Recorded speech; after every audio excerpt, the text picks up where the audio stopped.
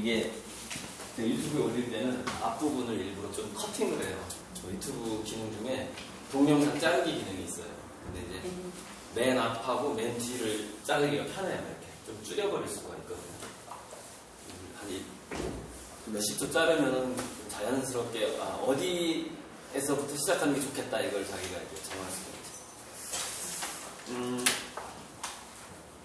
오늘은 그 대상이 이렇게 장애 여성분들이 지금 이 현수막을 보고서 이제 강의의 순서를 제가 이제 잘 정해야 되잖아요. 저는 엊그제는 박사학위 가지신 분들 대상으로 강의를 했어요. 그리고 한참 전에는 공부 잘하는 학생들이 모여있는 전주 상산고등학교 고3을 대상으로 강의를 했습니다.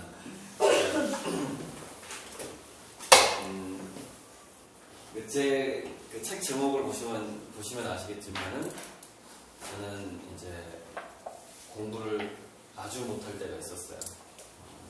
뒤에서 2등 할 때가 있었어요. 뒤에서 2등. 앞에서 2등 말고. 네, 그래서 그러면 이제 사람들이 너 놀아가지고 그렇게 한 거 아니냐고 물어보거든요. 근데 저는 놀아서 꼴찌한 게 아니었어요. 제 꼴찌의 원인은 놀았다기보다는 어찌 보면은 제가 따라가기에는 우리나라의 이 학습 커리큘럼 자체가 너무 어려운지도 모르겠어요. 너무 어렵다는 거죠. 그리고 초등학교, 중학교, 고등학교 올라갈 때 건너뛰는 이 그 격차가 너무 심하고 그래서 중간에 놓쳐버리는 거죠. 기초를 놓쳐버리고 이제 그리고 학교에서는 맞춤 교육이 없고 그러면 따라갈 방법이 없거든요. 공부라는 것도 그렇고 인생이라는 것도 그렇고요. 그 사람마다 과정이 다 틀려요. 제 친한 동생 중에 한 명이 김용우라는 김용우 아시는 분? 휠체어 댄서. 중도장애인. 네. 그 아내는 이제 비장애인이고 본인은 중도장애인인데 20대 교통사고로 하반신 마비가 됐어요. 휠체어 댄서인데 국제대회 4등까지 했죠. 국제장애인 댄스 대회에서 4등까지 하고 얼마 전에 이제 한 보름 전이었나? 저랑 갈매기살을 먹었던가? 그래서 이제 술도 같이 먹고 그랬어요. 그 아내랑 같이. 그리고 이제 또 제 광명위협에 저랑 가장 자주 만나는 그 화가분이 그 뇌성마비라고 하죠. 뇌병변 장애라고 그 장애인이에요. 그래서 저랑 친하고 스토리텔링을 처음에 좀 시작을 해봤어요. 그러니까 이거는 우리가 어떤 자기 심리학적인 문제에서 가장 중요한 그 요소가 뭐냐고 이제 심리학자들이 연구를 해봤을 때 그게 자존감이라는 겁니다.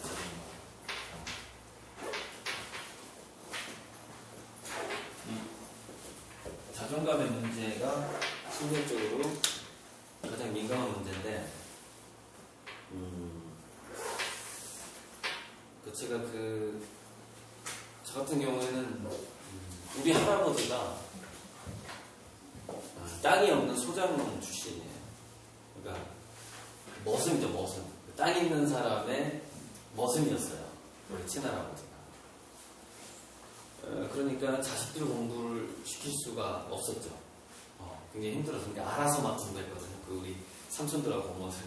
그런데 딱 장남 한 명만 고등학교까지 보냈는데, 한 5남매 중에서. 밑에 애들은 그냥 알아서 막 공장에 가고 뭐 난리가 났죠, 이제. 공부 못하니까 스스로 하기도 하고.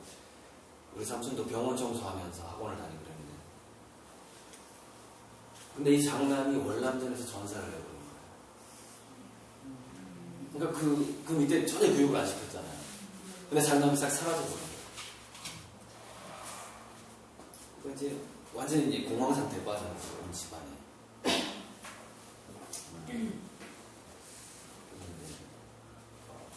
노동을 정말 많이 했어요.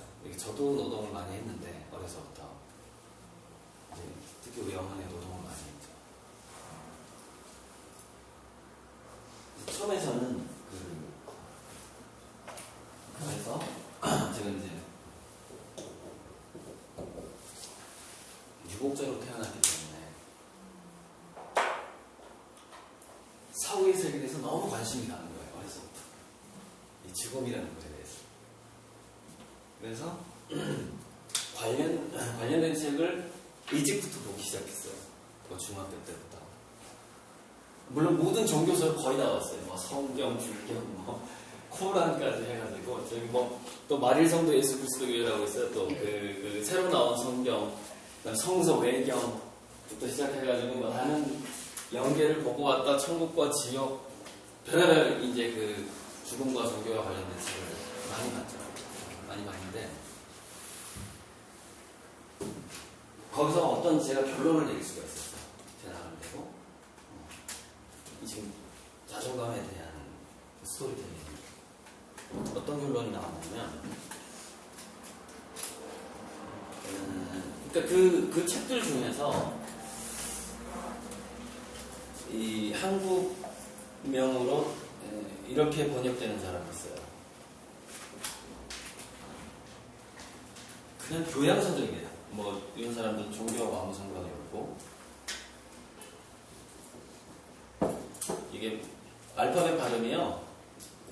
우리 번역이 되는 과정에서 이렇게 이 같은 사람인데 뭐 스웨덴보르그라고 하기도 하고 보리 스웨덴 이렇게 불러요.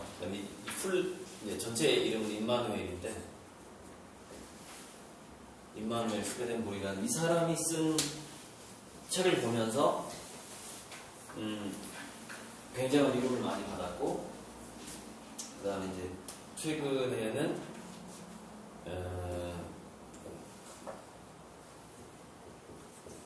지금 미국에서 굉장히 유명한 베스트셀러 작가인데 닐 도널드 월시의 책을 보면서, 이 두 사람의 책을 보면서 왜 제가 이 두 사람을 추천을 하냐면, 제가 이제 신화에서부터 종교, 그런 사후의 세계, 그런 거에 대해 책을 많이 봤잖아요. 그렇기 때문에 나름대로 종합을 해볼 수가 있고 이렇게 짜맞출 수가 있어요. 그래서 어떤 사람이 조금 더 편벽되지 않고 더 이렇게 설득력 있는 어떤 얘기를 서술을 하는가를 제가 느껴볼 수가 있거든요. 아주 어려서부터 죽음에 대해서 오랫동안 생각을 해왔기 때문에. 그래서 이제 이런 얘기가 나옵니다. 이제 뭐 저자 소개보다도 두 가지가 나오는데, 일단 제가 이 스웨덴보르그 책에서 제가 이제 동기부여가 됐던 건 뭐였냐면, 사람이 죽었을 때 두 가지를 물어본다는 거예요. 두 가지. 얼마만큼 공부를 했느냐, 얼마만큼 사랑을 했느냐, 딱 두 개만 묻는다. 천사가. 공부와 사랑이었어요. 그래서 그 이야기는 이제 스웨덴보르 책에서 읽었는데, 그게 닐 도널드 월시 책에 들어가 보니까 이 책이었나? 아무튼 다른 종류의 책일 수도 있어요. 꽤 많기 때문에 이런 얘기가 나오는 거예요.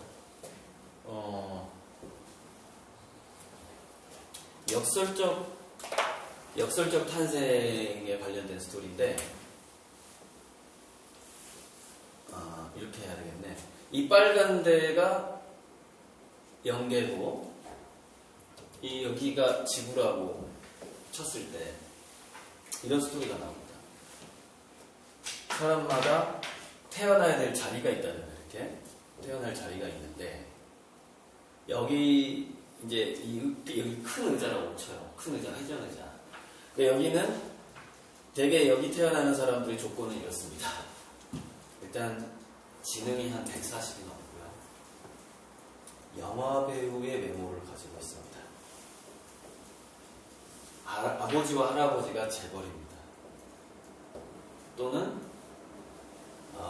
서울 역세권에 빌딩을 한 10개 이상을 가지고 있습니다. 10개에서 100개의 빌딩을 가지고 있는 부동산 재벌이거나 기업 재벌이거나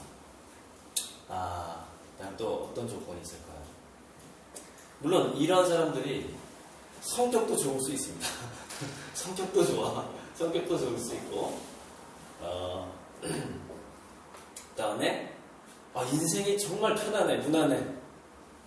아주 뭐 출세도 잘하고 뭐 그럴 수 있어요. 자, 이런 조건들을 가진, 그리고 또 굉장히 또 건강하고 장수하는 또 이 사람이 너무 완벽하죠. 네. 이런 자리가 있다는 거예요. 이런 자리가 있고, 자, 그리고 쭉 밑으로 가면 이제 밑이 아니라 좀 작은 의자가 있어요. 좀 초라한 의자가 있어. 그 고어가 됐던 나무 의자 같은 그 초라한 의자가 있는데, 여기는 어떤 그 사람들이 있냐면 태어나보지도 못하고 뱃속에서 죽는 낙태야. 태어났는데 장애인. 이쯤에는 뭐예요? 중도장애인이 있겠죠. 중도장애인. 또는 타고난 킬러, 범죄인. 사회적으로 그다지 대접을 받지 못하죠. 범죄인. 그리고 키가 작고 결정적으로 못생겼어. 추남추녀. 자, 이런 조건이 있어요. 게다가 이제 이 장애인에는 여러 가지 그 범주가 있지만은 IQ가 낮죠. 또 전능하로 태어났네. 또 이런 자리가 있을 거 아니에요. 이런 자리가 있는데, 근데 여기서 지구상에 내려올 때 되게 재밌는 그 비유가 현상이 나옵니다. 어떤 현상이냐? 신이 이렇게 얘기한대요. 자유를 준답니다. 어디로 태어날지 자유를 준대요. 그 영혼들한테. 니네들이 원하는 대로 그냥 가서 앉아. 이렇게 한다는 거예요. 그런데 영계에서 가장 반격맞고 가장 내공이 딸리고 수준이 낮고 아주 나이 어린 영혼들, 그런 영혼들이 먼저 여기를 차지하는 겁니다. 먼저. 그러니까 이거는 조금 불규칙하지만 대체로 이런 법칙이 존재를 한다는 거예요. 그래서 얘보다 살짝 좀 그래도 봐줄 만한 영혼이 이제 그 다음 단계 이런 식으로 이렇게 하다가 영계에서 거의 천사급, 굉장히 수준이 높고 거의 뭐 신의 경지에 있는 그런 천사급들은 이 나머지 영들이 다 차지할 때까지 끝까지 움직이질 않는다. 마지막에 어디를 차지하느냐? 가장 못난 이들, 인생이 기구하고 얼마 살지도 못하고 병들고 전능한 이런 자리에 온답니다. 마지막 날. 그런데 재밌는 거는, 자, 이게 없으면 좋지 않겠느냐, 이 지구상에. 없으면 좋을 거 아니에요. 근데 그렇게 되면은 이제 그걸 이게 상대성 이론이라고 하는 건데, 지구상에 이런 비교의 대상, 그 흔히 말하는 그러니까 못난 사람이 있어야 잘난 사람이 있는 거 아니에요, 그죠? 그런 어떤 비교의 대상이 없는 거는 게임의 법칙, 우주의 법칙이 위배가 되는 거예요. 그래서 누군가는 이 자리를 차지해야 되는 겁니다. 누군가는 범죄인한테 살해를 당해야 되고, 누군가는 낙태를 당해야 되고, 누군가는 생으로 뱃속에 들어가야 되는 거예요. 누군가의 인생은. 그거를 잘 아는 거예요. 그걸 잘 아는, 자기 운명을 태어나기 전에 거의 다 안다는 거예요. 하지만 그걸 감수합니다. 왜? 천사니까.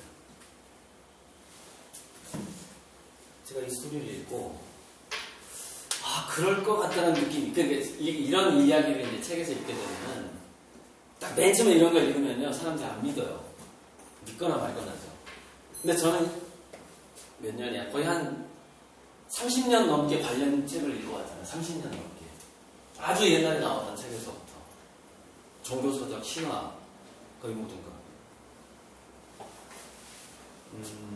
근데 저는 이거를, 이 스토리를 읽자마자 확신이 딱 들었어요. 아, 이거 맞다, 이거. 그리고 그만큼 제가 쌓아온 하나의 그 베이스에서 이게 확신이 딱 드네요.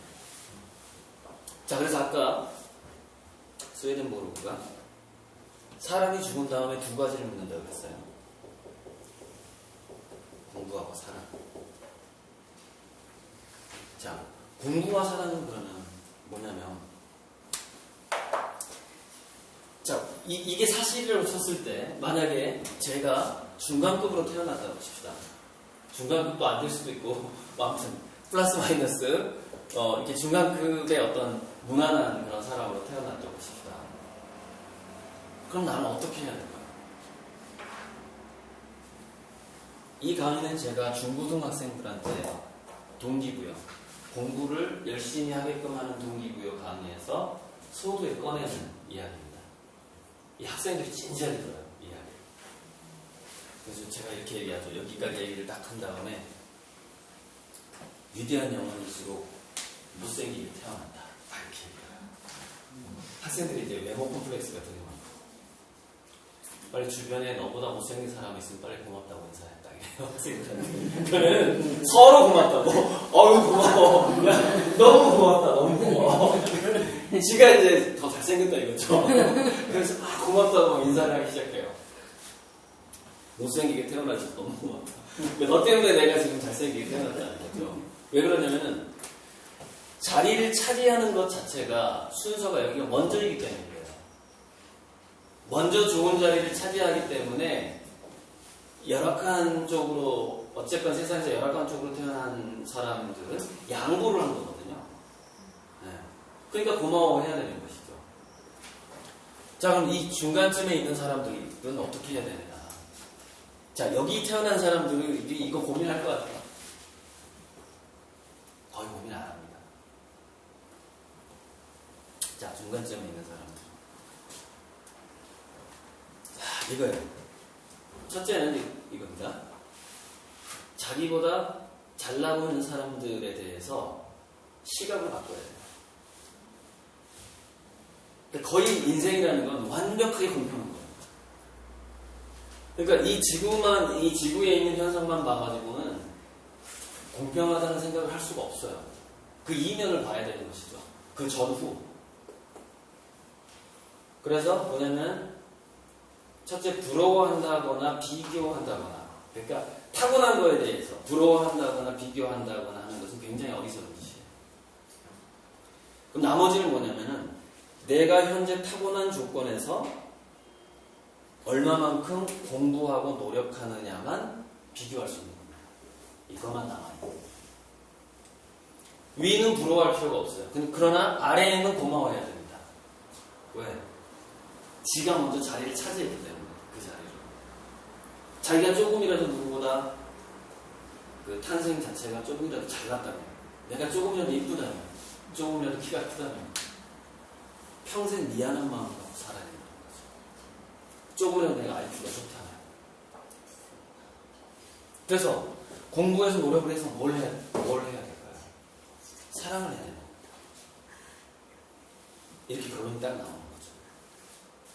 그래서 천사가 물어보는 거예요. 죽었을 때. 넌 얼마나 공부했니? 넌 얼마나 사랑했니? 이런 결론이 나옵니다. 자, 그리고 또 이제 이거를 이 도표를 좀 다른 방식으로 생각해 볼 수가 있는데, 프레임이라는 게 있어요. 인생의 프레임이라는 게 있습니다. 이렇게. 프레임을 사실 많이 그려야 하는데 한 3개만 그릴게요. 이렇게. 자, 프레임이라는 게 있다고 해요. 이게 우리가 200살까지 살 수 있다고 칩시다. 이제 앞으로 이게 200년이에요. 우리 인생 200년. 그래서 이제 이거를 제가 그래프로 옮겨보는 겁니다. 이 상황을. 그럼 제가 굉장히 단순하게 표현했는데, 이게 그래프로 옮기게 되면 어떤 상황이 되냐면, 여기 영화 배우급의 그 재벌 2, 3세가 바로 이제 여기 높은 자리에 그 탄생을 한 거죠. 그 다음에 뭐 참 우리 불쌍한 낙태아들은 어차피 100년 시작을 못하니까 장애인이라고 칩시다. 시작할 수 있는 인생을. 장애인들은 여기서부터 출발을 하겠죠. 이렇게. 그래서 이제 인생이 펼쳐지기 시작하는데 굉장히 그 과정이 복잡합니다. 의외로.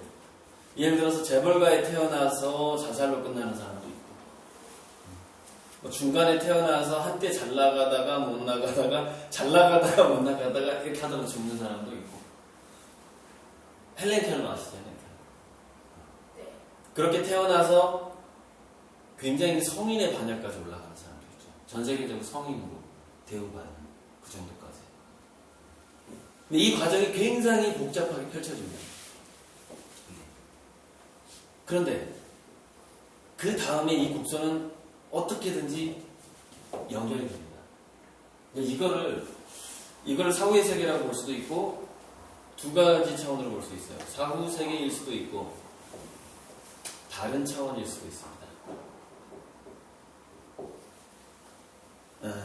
이 정도만 얘기하고 넘어가고, 자, 이 앞에 그러면 태어나기 전의 상황은 뭐냐? 그럼 이걸로 봤을 때, 자, 그래프를 두 개만 그려보자면, 자, 여기 태어난 그 이 재벌 2세의 그 영화 배우의 외모를 갖고 IQ가 좋은 사람은 그 전에 이랬을 수 있다는 거죠. 그 다음에 여기 장애인으로 태어난 사람은 그 전에 이랬을 수 있다는 겁니다. 바로 이 역설적인 이 과정을 제가 이렇게 단순화시킨 거예요. 인생은 계속되는 겁니다. 이런 식으로. 그래서 이 스토리가 우리 각자에게 전달되는 이야기는 뭐냐면 자기 인생 충실하다. 아무것도 비교하지 마. 장애인으로 태어났으면은 그 장애라는 것을 이용해서 구걸할 생각을 하기보다는 조금이라도 이 상황에서 내 힘으로 뭔가 할 수 있는 게 없을까? 왜? 나는 원래 위대한 영혼이었거든. 원래 내가 잊어버렸지만 위대한 영혼이었기 때문에 이렇게 열악한 상황으로 태어났단 말이에요. 그래서 이 지구상에서 자기의 그 자존감을 살리는. 그러니까 뭐 예를 들어서 전응하로 태어났는데 서울대는 갈 수 없겠죠. 그 조사를 해보니까 이제 앞으로는 좀 바뀌겠지만 그 교육에 관련된 학자들이 조사를 해보니까 미국의 아이비리그나 스카이 대학 정도에 갈 수 있는 가장 낮은 IQ를 이렇게 평균을 내본 거예요. 가장 낮은 IQ. 그랬더니 최소한 120이 돼야 된다고 나옵니다. 살짝은 머리가 좋아야 됩니다. 살짝은. 100이 평균이니까. 근데 여기서 또 떠내는 게 있어요. 또 이 과정이. 자, 그럼 좋아요. IQ 200이 넘는 것으로 인정받은 사람이 있어요. 우리나라에. 김은용 신강동가 왜 기저귀 차고 수학 방정식 풀었던 유명한 사람이 있어요. 그래서 전 세계적으로 이 사람이 IQ 200 넘는다라고 인정받은 사람이에요. 180. 키가 아닙니다. IQ입니다. 이거. 140. 100이 평균이라니까요. 100이. 그러니까 90, 80 이렇게 있단 말이에요. 70. 자, 있는데 이제 100 위에서 노벨상을 타는 사람들의 평균 IQ를 해본 거예요. 그랬더니 135가 넘어가면 상을 타기가 어려워진다는 겁니다. 무슨 얘기냐면 노벨상을 타는 사람들의 IQ는 125에서 130 사이가 가장 많이 타요. 왜 그럴까요? 왜 더 머리 좋은 분들이 못할까? 끈기가 없어요. 끈기가. 그래서 모든 연구라는 것은 난관이 있어요. 그 산을 넘어가야 되거든요. 굉장히 인내력을 가지고서 그 산을 넘어가야 되는데 이 애들이 한 135쯤 IQ가 넘어버리면 이제 건방져지는 거예요. 초등학교 때부터 얘네들이 이제 건방져 치는 거야. 자기가 하면 뭐든지 다 되는 거예요. 그러니까 꼴찌를 해본 적도 없는 거예요. 그러니까 제 IQ는 중고등학교 제가 테스트를 했을 때 여기서 정말 처음으로 전부 공개하는데 제가 가장 낮게 나왔던 IQ가 108이었어요. 뭐 열심히 나름대로 저는 풀었어요. 그 IQ 꼭 맞는 것도 아니죠. 제가 제일 잘 나왔을 때 제 IQ가 얼마가 나왔냐면 127이 나왔습니다. 127. 그러니까 뭐 대충 하면은 제가 한 120 전후 될 가능성이 많아요. 이렇게 나왔기 때문에. 근데 제가 책을 쓸 때는 IQ 108이라고 썼어요. 출판사 사장이 야, 책을 팔아야 되는데 너 IQ 120이라고 하면 이거 책 안 팔려. 거짓말은 아니잖아. 거짓말은 아니니까 너 108이었다고 그러니까 제가 이제 제일 낮게 나왔어요. 그래서 뭐 IQ 108 뭐 꼴찌를 했던 뭐 해가지고 전격 꼴찌 서울대 가다 이렇게 책을 쓴 거예요. 중학생을 위한 서울대 국어법 이런 식으로. 어쨌건 지금은 IQ라기보다는 이제 정서지능이 굉장히 중요해지는 시대로 가고 있어요. 그 이야기는 뭐 지금 해도 되는데 지금은 그냥 좀 나중에 하기로 하고. 자, 그래서 이런 식으로 이 우리 100년에서 200년 사는 이 인생에서 중요한 것은 어떤 여기가 인생의 정점이라고 쳤을 때 그래서 우리가 성공한 인생이라는 것 자체에서 기준을 어떻게 잡아야 될지 이것도 굉장히 중요한 문제인데, 성공한 인생이라는 것은 요즘에 그 초등학교에서부터 성취도 평가인가 뭐 이렇게 그 새로 도입된 제도가 있어요. 무슨 얘기냐면 그게 정확히 있는 거죠. 그러니까 무슨 얘기냐면 자기가 정한 과목에서 자기가 정한 그 목표만큼만 성취했느냐 안 했느냐를 평가해서 점수를 주는 게 있어요. 어느 하나만. 네. 그러니까 우리 인생도 마찬가지입니다. 자기 자신이 완벽할 수 없다라는 것, 다 잘할 수 없다라는 것은 그만큼 자기가 지구상에 태어나기 전에 더 위대했던 사람이었다는 거죠. 그래서 중요한 거는 지금 자기가 가지고 있는 그 성경에 보면 달란트의 비유가 나오잖아요. 그 비유를 잘 보면은 이 얘기가 그 맞는 얘기거든요. 거기서 달란트 10개하고 5개하고 1개가 나올 겁니다. 지금 아주 제가 예전에 성경을 읽어가지고 예전에 주일학교 교사까지 했었어요. 그러니까 제가 중고등학교 때 초등학생들한테 그 성경에 대해서 가르치기까지 했었어요. 교회 다닐 때. 근데 교회를 그만둔 거는 이제 대학교 들어가면서부터 그만뒀고 고등학교 때까지 교회를 다녔어요. 성가대도 5년 했습니다. 제 목소리 괜찮죠? 테너 5년 했어요. 그러니까 뭐 쉬는 시간에 끄고 그래서 거기 성경에 보면 이게 나옵니다. 10개 가진 사람이 20개인가 만들었던가? 뭐 5개 가진 사람이 20개 만들었던, 정확히 기억이 안 나는데 어쨌건 2배를 만들어요. 자기 달란트를. 그리고 뭐 그 다음에 3개 가진 사람인지 5개, 이 사람도 2배를 만듭니다. 그러니까 5개는 10개를 만들고 이런 식으로. 근데 하나 가진 사람이 이렇게 얘기를 하죠. 이것마저 사라질까봐 내가 땅속에 묻어놨다 이렇게 얘기를 합니다. 그랬더니 그 신인과 예수님이 그러죠. 이거 뺏어가지고 얘 줘. 이걸 잘 생각해 보셔야 돼요. 그러니까 과연 내 현재 위치가 뭐냐가 중요한 게 아니라 내가 지금 치열하게 노력하고 있는 거가 제일 중요한 겁니다. 이거를 보는 겁니다. 그리고 그 자기가 노력하고 있는지 아닌지를 평가는 누가 하냐면 자기 스스로가 하는 거예요. 자기가 하는 거예요. 신이 평가하는 게 아니에요. 다른 책들에 나오는 이야기도 들어보면 이제 무슨 얘기냐면 또 천국과 지옥을 가는 것도 누가 심판을 해가지고 야 너 천국과 너 지옥 가 이런 것도 아니더라고요. 보니까 뭐냐면 자기가 원하는 대로 그냥 가는 거예요. 그러니까 맨날 이렇게 도둑질만 하던 사람들은 도둑질하는 게 너무 재밌는 거예요. 죽은 다음에도 도둑질을 막 해. 그러니까는 그 마을에는 도둑질을 잘하는 사람들이 모여서 사는 거예요. 그래서 하루는 이 사람이 이 사람 걸 훔치고, 그 다음날은 이 사람이 이 사람 걸 훔치고, 다음날 오면 내 물건이 사라지고, 이런 마을에서 사는 겁니다. 근데 그 연계라는 것도 굉장히 현실적으로 느껴지기 때문에 거의 자기가 죽었는지 거의 모를 정도로. 자, 그런데 이제 그 얘기 하고 넘어갈게요. 그럼 지옥처럼 보이는 것이 있고 천국처럼 보이는 것이 있는데, 이게 주관적이기 때문이죠. 사람은 뜨거운 물을 좋아할 수도 있고 차가운 물을 좋아할 수도 있는 거니까.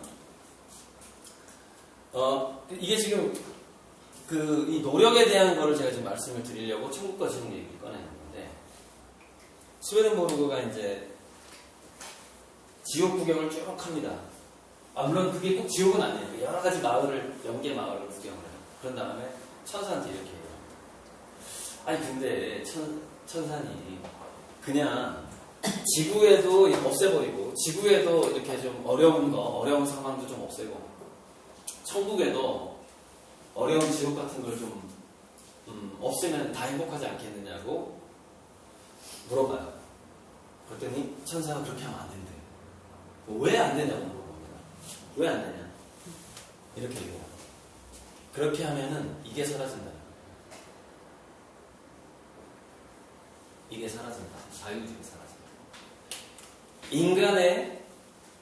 인간들의 선택. 자유의지가 사라지면 뭐가 사라지는 줄 아세요? 노력이 사라집니다. 운명론을 믿어버리면 노력이 사라지는 거예요. 자유의지가 사라집니다. 그래서 자유의지를 그럼 자유의지가 사라지면 노력도 사라지면 또 뭐가 사라지느냐? 삶의 느낌이 사라지게 됩니다. 여러분이 인간이 로봇이 되는 거예요. 자유의지가 사라지면. 로보캅이라는 영화가 얼마 전에 새로 나온 로보캅이라는 영화에서 로보캅이 그 스토리가 이렇잖아요. 다 죽어가는 사람의 두뇌를 꺼내가지고 몸을 로봇으로 만들었거든요. 그래가지고 컴퓨터로 프로그램을 입력하게끔 한 겁니다. 경찰 활동을 더 잘할 수 있도록. 범죄인을 어떻게 파악하고 그래요. 했는데 그 로보캅이 괴로워합니다. 자기가 프로그램되어 있다는 걸 계속 그게 느껴지는 거야. 자기 몸이 자기 의지대로 안 움직여. 내가 프로그램되어 있어. 굉장히 괴로워해요. 경찰 활동을 못하는 거죠. 그래서 칩을 하나 더 심어요. 자유의지라고 생각할 수 있는 칩을 로봇캅 두뇌에다 박아요. 그랬더니 얘가 편안해지니까. 편안해져. 자기가 원하는 대로 사는 것 같아요. 자유의지가 우리한테 주는 그 느낌은 뭐냐? 내가 내 인생을 살고 있다라는 느낌을 주는데, 그 느낌이 뭐냐? 바로 아까 제가 말씀드렸던 서두에 말씀드렸던 자기 존재감이라는 겁니다. 자아 존재감, 자아 존중감 말하는 거. 내가 살아있다는 느낌을 주는 거. 근데 인간에게 자기가 살아있다는 느낌을 주기 위해서 보장되어야 되는 게 뭐냐? 그게 바로 자유의지라는 겁니다. 자, 그런데 그 천사가 스웨덴보르그한테 뭐라고 얘기를 했느냐? 지옥이 없으면, 지구상에서 나쁜 선택으로 인해서 너의 인생이 망가질 수 있는 영역이 없다면 자유의지라는 것도 있을 수 없다는 거예요. 다 좋아지는 방향만 있다면, 모든 인생이 여기서 출발하든 여기서 출발하든 여기서 출발하든 전부 다 이렇게 다 행복해지고 다 잘 돼. 자기 노력과 상관없이. 그럼 뭐야? 그건 살아있어도 살아있는 게 아닌 거예요. 그래서 거기서 자유의지라는 것을 보장하기 위해서는 뭐가 존재하게 되느냐? 선과 악이 존재합니다. 천국과 지옥이. 이 사이에서 우리는 각자의 노력과 선택에 의해서 끊임없이 자기가 살아있다는 걸 체험하게 됩니다. 그게 이제 인생이라는 거죠. 그래서 노력하셔야 돼요. 더 노력하셔야 되고, 노력을 하되 이걸 좀만, 이 그래프를 조금만 더 키워보자면, 노력을 하되, 자, 이 강의를 요약하고 좀 끝내볼게요. 자기의 처지가 영화배우급 외모를 가진 재벌 2세가 아니고 뭐 장애인이다 또는 뭐 저처럼 소장농의 재산이 하나도 없는 소장농의 손자로 태어났다. 과외비도 하나도 없어가지고 꼴찌를 한번 해봤다. 뭐 이런 거. 그런 거 다 포함해서. 중요한 거는, 여기서부터 조금이라도 이렇게 자기가 자기의 노력으로 더 발전해 나가는 것 자체가 중요한 것이지, 여기에서 이렇게 가는 게 중요한 게 아닙니다. 가능하면 가도 돼요. 가능하면. 근데 거의 불가능하게 설정이 되어 있고, 인생이라는 것이 여기에서 이만큼은 갈 수 있어요. 여기에서. 아까 제가 IQ 얘기했지만 기본적으로 정상적인 자기의 노력으로 지구상에 있는 다른 경쟁자들과 경쟁을 하기 위해서 필요한 최소 IQ를 사람들은 100으로 보고 있는 겁니다. 기본적으로 100이 넘어야 그게 가능하다는 거죠. 뭐 열심히 일을 하든 뭐를 하든 해서 재산을 불리든. 그리고 120 정도가 넘어야지 박사학위를 받고 스카이 같은 데를 가고 아이비리그를 가서 노벨상까지 갈 수 있다는 거죠. 이 태생적인 한계라는 게 분명히 있다는 거예요. 그런데 중요한 건 뭐냐? 그 태생적인 한계라는 것은 뭔가 의도가 있다는 겁니다. 누구의 의도? 여러분들 스스로의 의도가 있다는 거죠. 여러분들 스스로. 내가 이 정도밖에 태어나지 못한 의도가 있다는 겁니다. 사전에. 근데 그걸 까먹은 거죠. 그걸 레트해가 아니라고 하는 거예요. 망각해가. 지구상에 태어나면 과거의 자기 존재와 자기 정체성을 다 까먹는 거예요. 그리고 딱 이것만 보이는 거예요. 지금 자기만 보이는 거예요. 그러니까 실제로는 그렇지 않습니다. 그래서 지금 현재 위치에서 자기 자존감을 지키려면은 자존감이 왜 중요하냐면요. 이게 자존감이 없으면은 뭐가 사라지냐면 이 다음 강의에서 제가 말씀드리겠지만 뭐가 사라지냐면 창의성이 억압되고 건강이 억압이 돼요. 신체에 대해서 호르몬의 순환 자체가 악화됩니다. 빨리 암에 걸리는 방식으로 호르몬이 돌아가게 돼요. 자존감이 사라지게 됩니다. 이걸 순간적으로 하루빨리 늘 극복하셔야 돼요. 자기가 만약에 어떤 남들과 비교를 하고 열등감이 느껴진다면 그 극복을 하기 위해서 저는 굉장히 많은 책을 보면서 그걸 극복을 해왔어요. 제가 이제 그 스토리텔링을 말씀드리는 것이고. 자, 그런데 더 부끄러워해야 될 사람들이 누구냐면 IQ 100이 넘고 사지 멀쩡하고 저처럼 뭐 한부모가 아니라 양부모가 다 있고 양친어른이 다 있고 양친어른도 장애인도 아니고 그런데 노력 안 하는 사람들이 너무 많죠. 사랑 안 하는 사람들이 너무 많잖아요. 굉장히 부끄러운 일인 거죠. 바로 그런 거. 그러니까 자기가 어느 정도 노력이 가능하게 태어났다면은 치열하게 노력해서 공부를 하든 돈을 벌든 해서 자기 자리를 양보해준 자기가 이 정도 태어난 것을 양보해준 사람들을 위해서 사실 다 줘야 되는 겁니다. 다. 저는 종교는 없지만 신을 믿어요. 어떤 그 영적인 존재를 믿어요. 지금 종교는 이제 질려가지고 공부를 하도 많이 하다 보니까 종교는 다 떠났는데 그 신하고 약속을 했어요. 바로 이걸 약속을 했어요. 생기는 거는 다 이쪽 나에게 자리를 양보해줬던 사람들한테 다 주겠다. 그러니까 이 도입부 강의는 자기주도성이라는 것, 그다음에 자기주도성이라는 것에 오늘 학습 이 주제 자기주도성이라는 것이 생기기 위한 기본을 말씀드리는 겁니다. 자기주도성은 자기 가슴 속에 열등감이 있어가지고 절대 생기지 않아요. 노력을 못하게 됩니다. 노력을 해도 효과가 안 나와요. 발전이라는 걸 느낄 수가 없어요. 자기 조성을 갖기 위해서 자기 인생을 바라보는, 자기 자신을 바라보는 관점과 프레임을 좀 폭넓게 보시라는 그런 도입부 강의였고, 한 10분 쉬고 2부 시작하겠습니다. 네, 쉬십시오.